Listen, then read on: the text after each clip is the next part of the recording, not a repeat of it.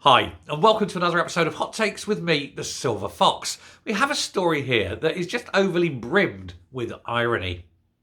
But in order to tell it, we need a very quick history lesson. Ireland was always part of Britain. It had been given to Britain by a pope. But due to uprisings and unhappiness with the situation, eventually, in 1926, the Irish Free State was created and the Irish had home rule. And that was fine and pleasant. Everyone was getting on a lot better than they had been, it must be said. But one of the agreements between the two nations of the Republic of Ireland or the Irish Free State, depending on which part of history you're looking at, was that there would be free movement between the two nations. It'd be pointless to try and split families, for example, because families had travelled both ways. And so, given the shared sort of culture, heritage, language, etc., it was deemed appropriate that there be passport-free and open borders between the two countries. And this existed ever since. And that's absolutely fine. Then there were the troubles of the 70s. And in order to end those troubles, Clinton and others settled down and we all sorted it out and it all became a thing. And then there was the Good Friday Agreement. And again, enshrined within that Good Friday Agreement, international law, is an open border between the North and the South. This is a fact. The Republic wanted it. The Northern Irish wanted it. They wanted this free and open border. And then Brexit. And the problem with Brexit is that the EU don't like free and open borders between countries that are inside the EU and countries that are outside the EU.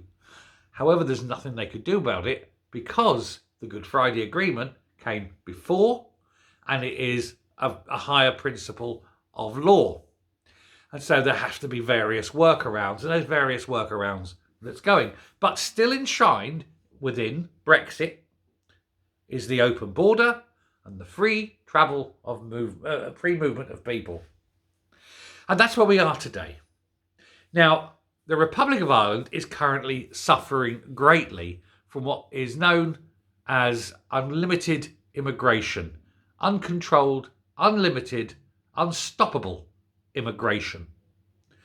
They're fed up with it. The Irish people now, not the government. The government go, no, we're great, we're virtuous, we're changing Irish culture. Irish culture has changed beyond all belief. And indeed now, in the south of Ireland, they're actually preferring Northern Irish people than all the others, because despite all the centuries of, despair between the two, they're deemed at least to be Irish and have the same culture.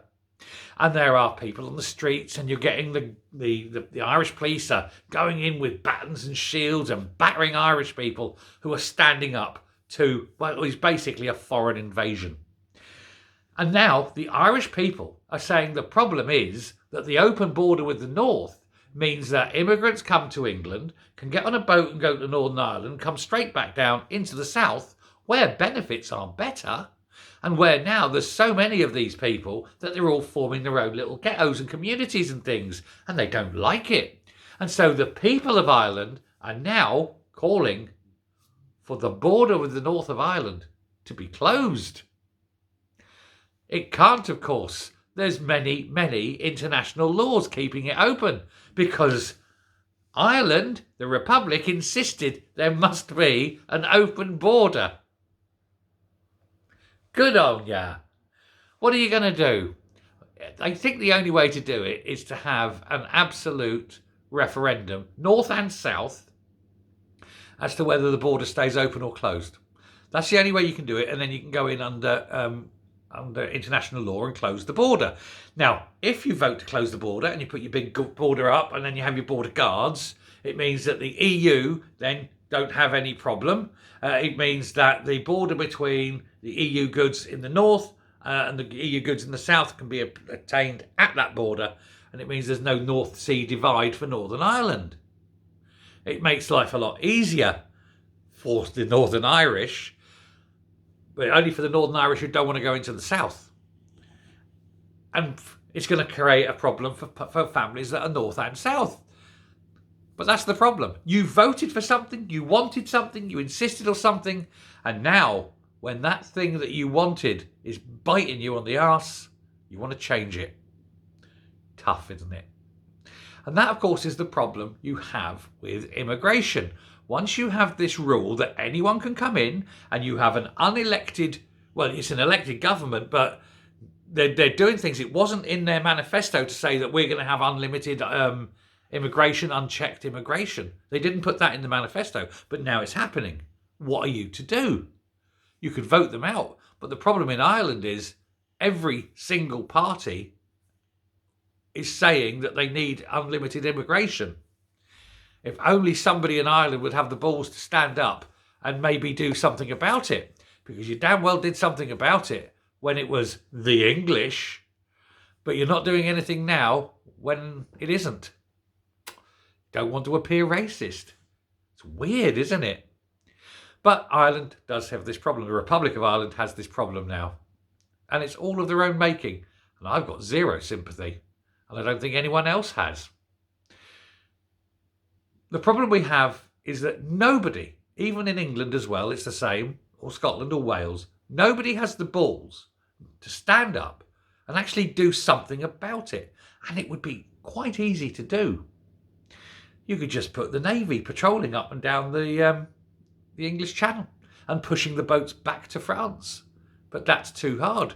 I don't want to be seen as being racist. You're not racist. And of course, the other problem is that's only the illegal immigrants. Britain allows in something like 700,000 legal immigrants every year. But many of them go north, either to Liverpool, Holyhead, or up into Scotland and go across on the Stranraer to Larne ferry. They get into the north and then they run down to the south to be with their friends and family, making Ireland's problem even worse. Who will do anything about it? Now, Rishi, of course, is trying to do his send the planes to Rwanda, and it's a start. But unless you're getting 5, 6, 7 planes a day flying out all the way down to Africa and coming back empty, it isn't going to make a difference. And unless the people who are trying to come over here are scared of the thought of going to Rwanda, knowing they're going to go to Rwanda, they'll just keep coming. Of course, the other thing is you just say, no, if you're here illegally, you get nothing. You don't get put up in a hotel. You don't get a penny in money. You get nothing. You, by being here illegally, are breaking the law and you are not entitled to anything.